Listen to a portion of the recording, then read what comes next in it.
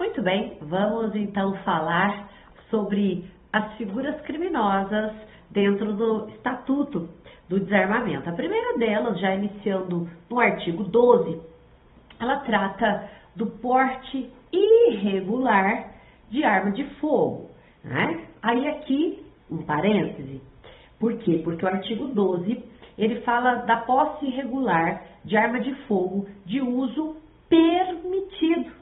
E aí nós vamos tomar cuidado, né? Por quê?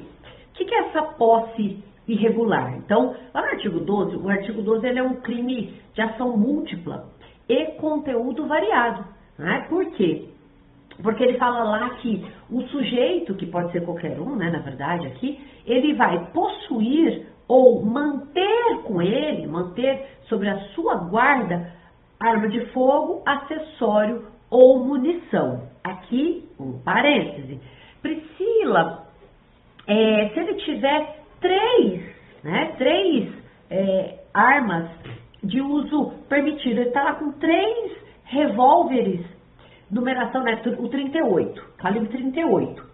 Esse revólver, ele não está com a numeração raspada, não é dele, né, porque se for dele, ele não tem. Se o sujeito tem o registro da arma de fogo e está com ela dentro de casa, nós não temos crime. O problema que começa é que a pessoa às vezes adquire uma arma ilegalmente, obviamente, né? Porque se ela é legal, nós falar em crime, guarda essa arma dentro de casa pensando que pode guardar essa arma dentro de casa, quando na verdade assim ele não pode. Por quê? Porque está em desacordo com a regulamentação legal. Ah, professora, mas ainda que essa arma esteja no interior da residência, ainda que essa arma esteja, né, na dependência dessa residência, sim. Ô, professora, mas ainda que essa arma esteja no local de trabalho, presta bem atenção. No bloco anterior, nós falamos que é possível o registro da arma de fogo para você ter essa arma de fogo dentro de casa. Certo? Professora, então nesse caso aqui, por que é crime se a arma está dentro de casa? Porque neste caso do artigo 12, o sujeito, ele não comprou a arma legalmente, ele não registrou essa arma. De modo que, por não ter registrado, né, nós temos a conduta criminosa, tá? Vou colocar aí na tela para vocês, ó. Olha lá, possuir ou manter sob sua guarda arma de fogo, acessório ou munição de uso permitido. Ah, professor, veja, não tem crime se ele registrou, né? Se ele registra arma de uso permitido, não tem crime. Agora, tem gente que vai lá, né? Trabalha no local, não é o responsável, não é o titular da empresa, ok? Adquire arma e fala assim, mas eu comprei a arma para me resguardar. A legislação não vai permitir que assim ele faça. Por quê? Porque eu só posso ter o registro no local de trabalho se eu sou o dono ou responsável legal desse estabelecimento. De modo que se ele faz isso, é possível que nós então possamos imputar a essa pessoa um crime também, tá? Algumas considerações que eu acho importante de nós tratarmos. Primeiro, que até tinha discussão, se o sujeito, né, está com simulacro de arma de fogo, veja que o simulacro é uma questão que tem discussão, inclusive também quando o crime é de roubo, não é? Por quê? Porque o simulacro é uma arma de fogo que se assemelha à verdadeira, né? Por exemplo, a gente tem muitos roubos, inclusive acontecem com armas airsoft. Então, o simulacro de arma de fogo não é considerado arma de fogo, tá? Então, veja, e deixa eu falar aqui uma coisa, porque tem crimes que as pessoas fazem usando a arma, né? Não quer dizer que se a pessoa utiliza a arma, né, o simulacro, para poder roubar, não quer dizer que não seja roubo, tá? É roubo, mas eu não posso, lá no roubo, aumentar pela questão dela estar portando um simulacro de arma de fogo, tá bom? Porque lá ele fala emprego de arma, né? E pressupõe que essa arma tenha potencialidade lesiva, tá bom? Uma outra coisa que é importantíssima que a gente fala. Aqui no estatuto a gente não pode ter a possibilidade de importar arma de fogo. Então nós vamos ver nos blocos subsequentes até. A pessoa viaja para o exterior, em locais que são permitidas as compras e querem trazer. Eu não posso, tá? Eu não posso também trazer simulacro de arma de fogo. Por quê? Porque a nossa jurisprudência entende que essa importação de simulacro de arma de fogo, ela pode ser enquadrada no crime de contrabando, tá? Então, às vezes isso é importante também que vocês saibam. Por quê? Porque isso é uma importação que é proibida, né? Nem que se eu pagar a tributação, eu poderia, assim, importar, tá bom? Então, não é a questão aqui ligada ao estatuto, porque o simulacro não tem potencialidade lesiva, né, de combustão, então ela não se enquadra aqui, tá bom? Uma outra discussão também que a gente tem que trazer à baila aqui é a questão, por exemplo, do caminhão, do táxi. Se a pessoa pode, né, às vezes ela está correndo risco, se ela pode andar armada por ser, por exemplo, motorista de táxi, tá? Cuidado, porque a doutrina, somente o STJ, o STF, sinalizam que a boleia do caminhão, o táxi, em regra, eles não são considerados residência. Eles só são considerados residência ou domicílio quando ele dorme neste caminhão, tá? Quando ele passa, por exemplo, a dormir neste caminhão. Aí, nesse caso, a gente poderia falar em possibilidade desse porte, tá?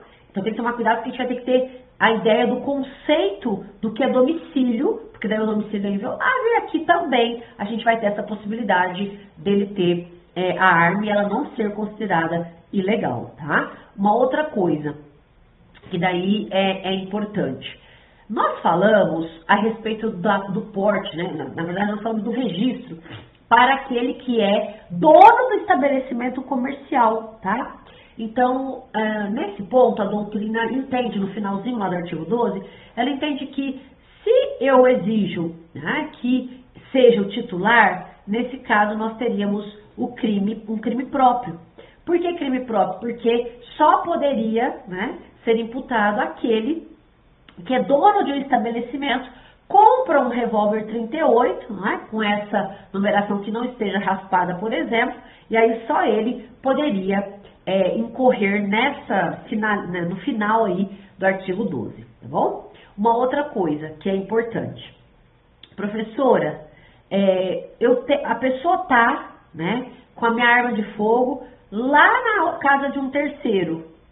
Cuidado, porque se eu comprei, né? Vamos imaginar, eu comprei essa arma de fogo, certo?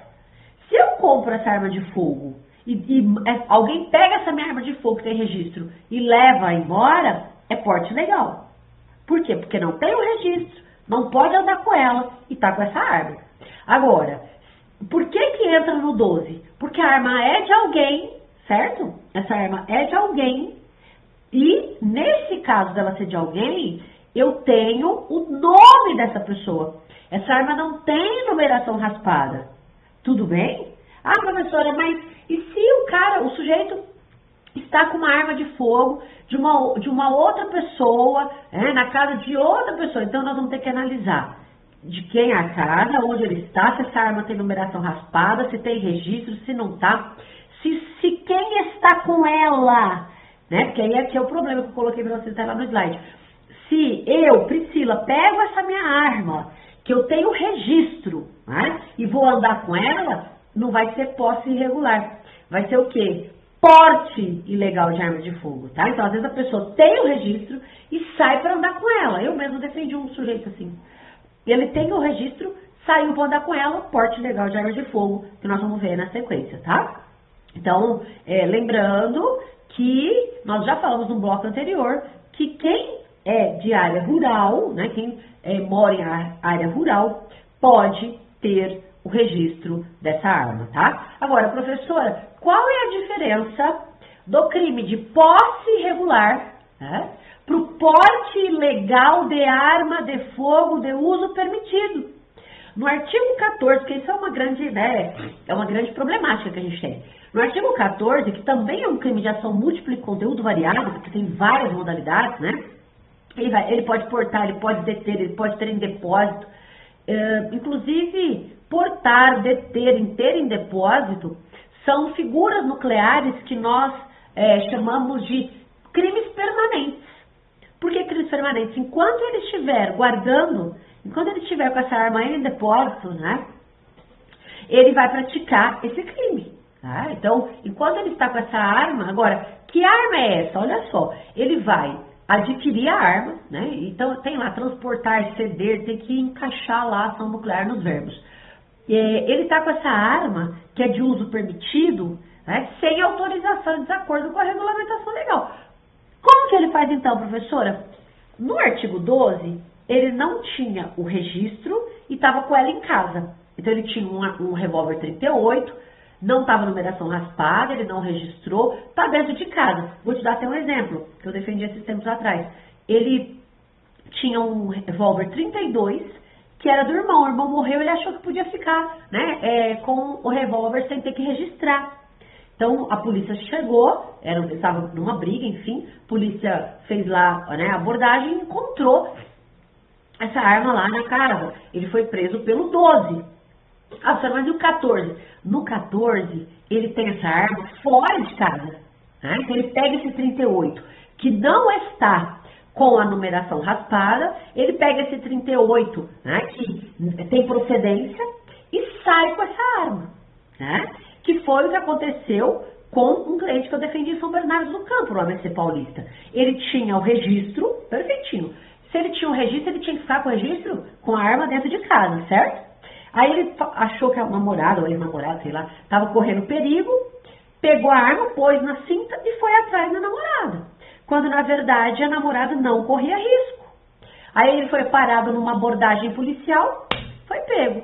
Pena de reclusão de 2 a 4 anos, tá? Ele foi preso, lembrando que não ultrapassa 4 anos, cabe fiança, tá? Então ele pagou a fiança e saiu. Então, lá no Código de Processo Penal, no artigo 322, ele diz que o delegado de polícia pode arbitrar fiança para os crimes que não ultrapassem 4 anos, tá? E é importante dizer que é possível pagar fiança porque o parágrafo que dispõe sobre essa questão de ser inafiançável foi entendido como inconstitucional pelo nosso STF, tá? Então, isso aqui acho que é importante a gente falar. Uma outra coisa que é importante falar é o seguinte: Priscila, se ele porta, se ele, né, tem depósito, ou se ele guarda essa arma que é de uso permitido, mas que ele não tem autorização, não tem a possibilidade de ele estar andando com ela, né? Mas ele está com ela na cinta. Essas modalidades, essas ações nucleares, são crimes que a gente fala crime permanente. Quais são os crimes permanentes? Os crimes permanentes, a ação e a consumação se protraem com o tempo, não é? Porém, como é um crime de tipo misto alternativo, nós temos outros verbos. Então, adquirir, fornecer, receber.